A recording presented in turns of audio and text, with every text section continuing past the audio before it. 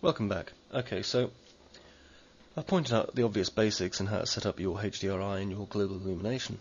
You can do it just with lights. Choose different coloured lights rather than doing HDRI. Have a small array of lights that are turned off, change their emitter values, things like that. I'm not going to bother for the minute though. Next, materials. So the first material we're going to look at is the ray trace. Now if we select our ray trace material here and assign it and press F9, it looks like it's applied perfectly normal when it comes to the render. But ray trace material will not work with VRay. That's why we're getting that funky colour. We cannot get reflections, for example. So if I change my reflection value here, oops, and then hit render again, we're not going to get lots and lots of pretty reflections from our object.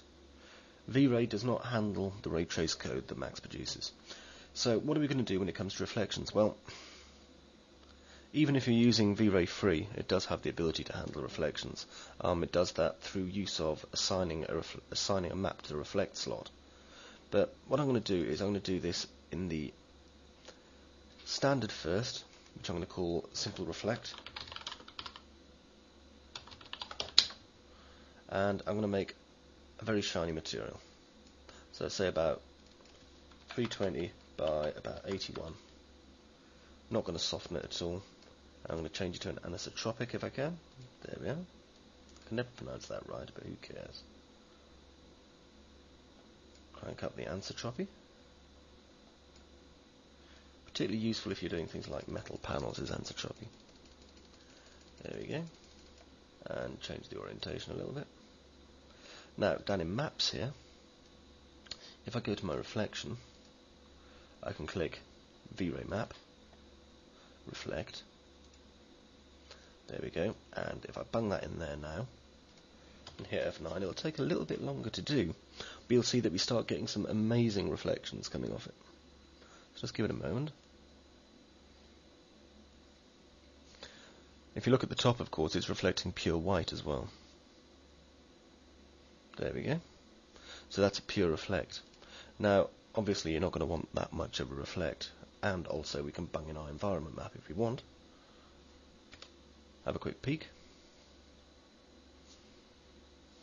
and that will render the environment map on top of the white. Now we've also got the ability to refract, so we could see through it. So if I do this, can't remember if I actually applied the map or not. Actually, we'll soon see. I don't think I did. Hang on.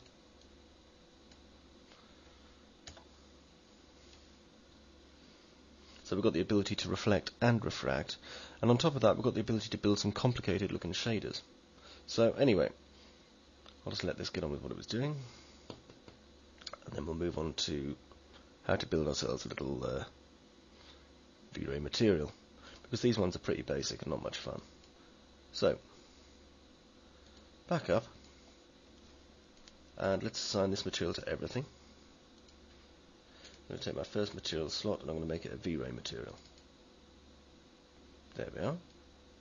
Now for the diffuse, change it to something like a nice blue, because I like blue. There we go. And we can change our reflect value to something like a fall off. There we go. And if we invert those, it reflects more at the front than the side, or vice versa. I'm going to grade that up. That way we're going to get minimal reflection value on there.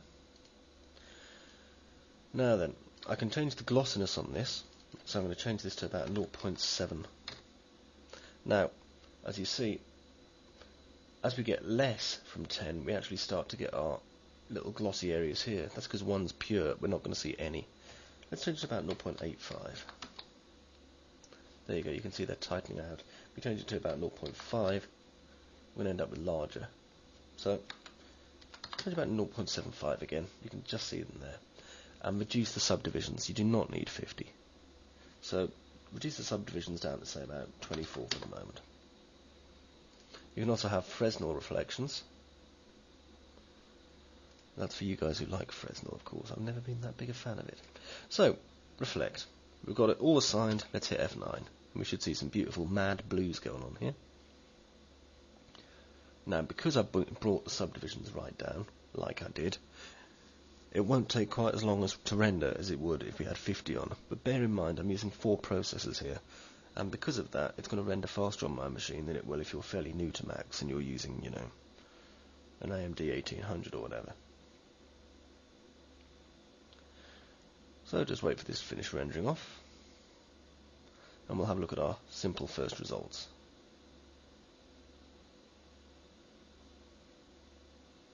Remember, you can also lower, by the way, the global illumination value, and I'll be showing you how to tweak that in the next part as soon as this is rendered. We'll also stick an environment on the back of this.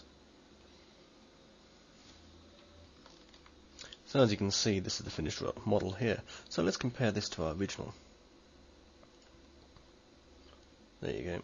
And apart from having zoomed in just a little bit more than on this one, you can see the major differences that have occurred.